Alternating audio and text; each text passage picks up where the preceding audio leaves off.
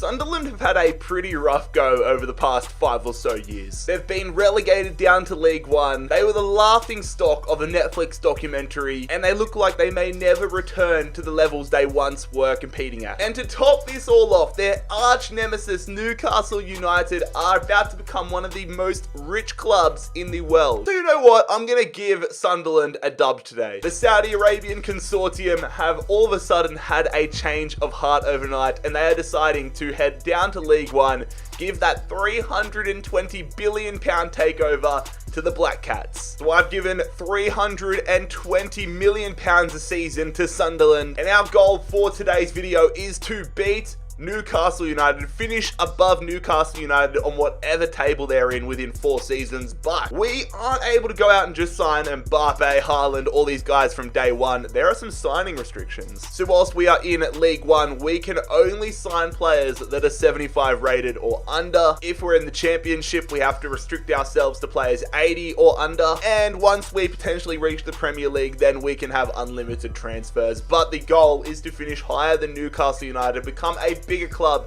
than Newcastle United within 4 seasons. So we're essentially going to have to go promotion, all that stuff, or Newcastle might just get double relegated, who knows. Guess who's back?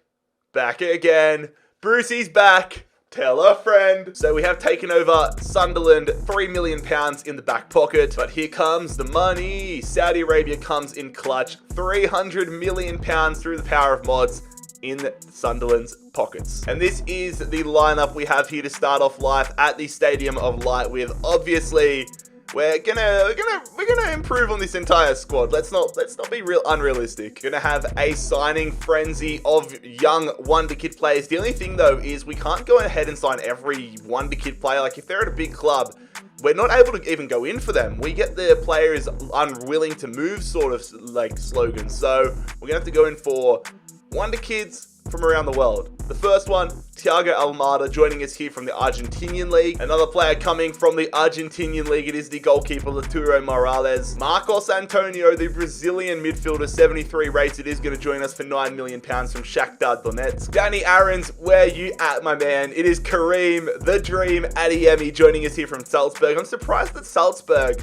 weren't considered too big of a club. I mean, they play in the Champions League. My man's gone from scoring in the Champions League to League One. And the Romanian winger Popescu, I don't even know, but the Romanian winger joining us from Stade Bucharest. David Hunko, the latest player into the club, joining us from Sparta Praha, whilst the Ukrainian defender Denis Popov is going to join us from Dynamo Kiev. The revolution continues though. We sign another striker from RB Salzburg. This time it is Benjamin Sesko joining us for £3.4 million. The thing about this is we haven't been able to spend like £100 million on a player because there's no players that are under 75 from the leagues that we're looking in that are really worth that much. Arguably our biggest signing to date though is going to be for the 75 rated Alex Santez, really pushing the boundaries here. A few more weeks he might have been pushed up to a 76, but Santez is going to join us from Almeria. And some English blood into the squad. Jaden Bogle going to join us from the Championship, dropping down from Sheffield United. Another English player joining us from the Championship as well, Morgan Rogers, former Manchester City youth product, joining us here for just under £2 million. But I'm going to look to convert him to a right midfielder in this experiment. There's no crazy right midfield players that we were able to go in for. So there we go. We only spent under a third of our initial budget here in the opening window. £93 million pounds worth of players in. I mean, that's still a record for League One, I'm sure of it. But it's a nice squad we're going to have. Let's have a look at the squad. So yeah, this is the squad, lads. Definitely much more improved. I would have rather to have a lot more players around the 74 marker, but it is what it is. We've got to make sure though we just get promoted. The goal has to be growing these guys and getting promoted to the Championship. No surprises, we are top of League One here on January 1st. So I'm pretty sure Sunderland are meant to be a promotion candidate as it is. So the fact we've pumped them with £300 million and some of the best wonder kids in FIFA certainly helps that, but only 3 losses all season. Need to just carry this on for the second half. Going to continue to spend money here in season 1 because why the hell not just continue pumping it with obscure wonder kids. Dueda Guindo, no idea who he is, but it's another guy from Salzburg. And man, that is very close to my heart. Fabio Carvalho, the Fulham wonder kid, the second coming of Christ himself, is going to join us from Fulham for £3.15 million.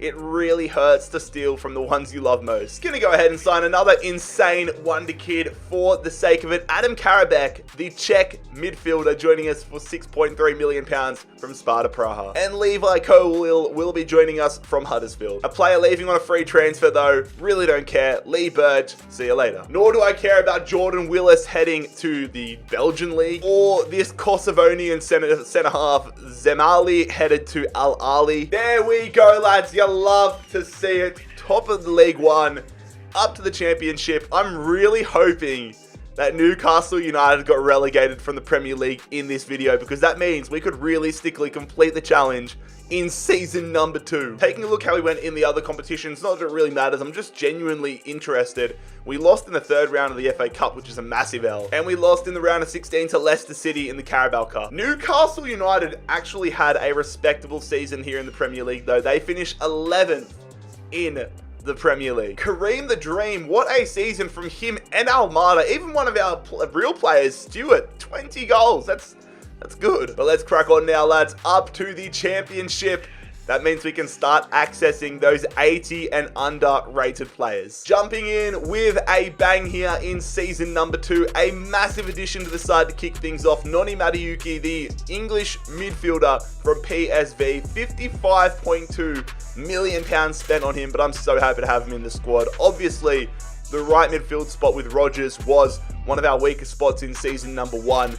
And we've just gone they've just gone out and made it one of our key areas. To have money like this. Ansu Fati, one of the best wonder kids in world football at the moment. Arguably the man that he's been tasked with the job of saving Barcelona in real life, becoming the next Messi.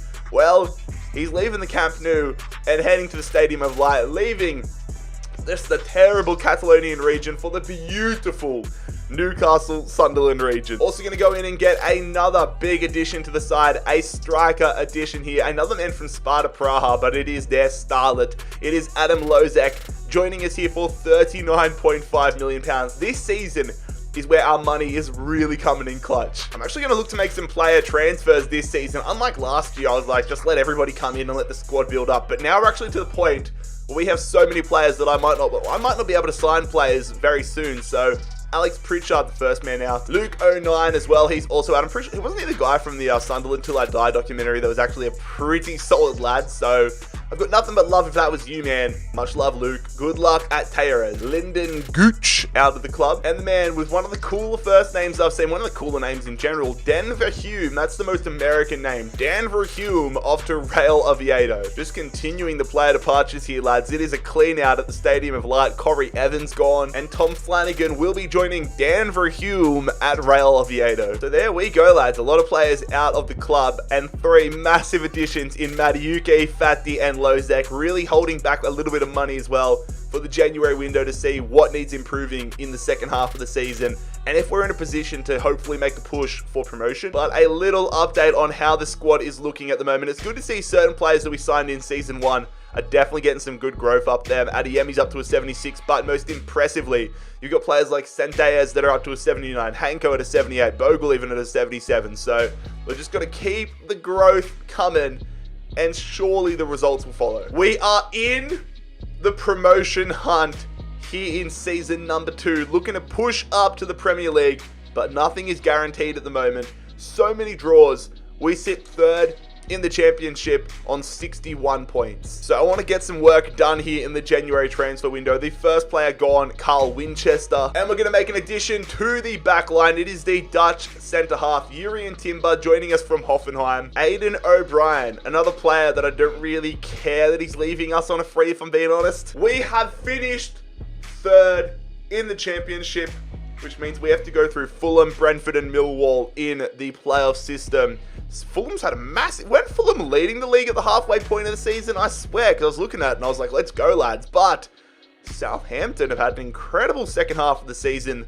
That is massive. Getting better in the FA Cup, though. Quarterfinals this year. That's a lot better than the 3rd round. And quarterfinals in the Carabao Cup. Again, slowly making progress. But it's it's not good to lose to a lesser team like Arsenal. That's kind of disappointing to lose to Arsenal. We have taken down Millwall in the playoff semi-finals. That looks like an absolute cliffhanger.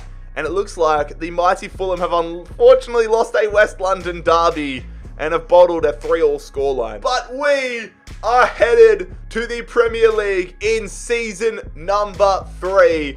If Newcastle United have been relegated, then that means we have completed the challenge. Newcastle United have not been relegated. It seems as if the goalpost for next season is mid-table or higher if we want to complete the challenge in season 3. The goal of this video is to finish as higher than Newcastle as fast as possible, and I am giving us every possible opportunity to do just that in season number 3. David De Gea, we have signed him on a cut price deal, £27.9 million to bring an 85 rated Premier League legend to the club. That's a no-brainer. Also looking to get some star power up top, Richarlison, moving from Everton and joining us here for £57.9 million. He had less than 12 months remaining on his contract. And you guys know that I love getting players when they have 12 months remaining on their contract. Makes it an absolute bargain. If he had like 3 years in his contract, I can almost guarantee we're paying 90, 100 mil. McCain, we've done it again. Rodri, £81.6 million. We are compiling an incredible team. You know what? I'm happy with the team we have so far, but I wanted to stick the dagger in Newcastle hearts. We've taken their best player in their current squad, Erkan Kurtsu, the Turkish midfielder, joining us here from Newcastle United for £31 million. I was hoping St. Maximin was still in the squad, but Newcastle, like, their highest rated player was 80. We have to beat them. We have to beat them. No players out. £200 million spent. Saving some money for the second half of the season, but our team is looking incredible. Like, after looking at Newcastle's side through, like, seeing who I wanted to sign and then comparing it to ours, if we do not complete the challenge this year, I will be surprised. Our starting 11 is just fantastic. Our bench is bloody strong. I am hopeful for this season, lads. The good thing as well is we've got, besides De Gea, we've got a young squad. There is growth ahead of us. Surely this is the year. Surely we can complete the challenge in season 3 with the Black Cats. All right, on the 1st of January, Newcastle United sit in 15th position, whilst we sit in 4th. Barring a massive choke job, surely we are going to complete the challenge this year. But we don't want to leave anything up to chance. We have spent every last penny we have next to our name. That Saudi Arabian money coming in clutch as we add Aaron Wan-Bissaka. Surely this seals the deal. I thought I'd show you guys. It's the Tyneside, one of those names. It's the derby though. We have Sunderland versus Newcastle at the Stadium of Light. We're going to simulate it, and it is a 2-1 win. That just continues to increase the gulf in the Premier League table between ourselves and Newcastle. And Newcastle United have been relegated, whilst we finished 3rd with Sunderland, 74 points. Let's go, lads. Come on. That is challenge completed. Richarlison, Lozek carrying the lads this season. What a challenge this one. I've actually had so much fun making this challenge, lads. Making Sunderland a gun team through pretty strict parameters. But lads, if you enjoyed today's FIFA 22 career mode challenge, make sure you leave a like on the video. Subscribe down below if you are new around here. Let me know any challenge or experiment concepts you have. Always looking for video ideas. It has been JarradHD here. I'm out. Peace.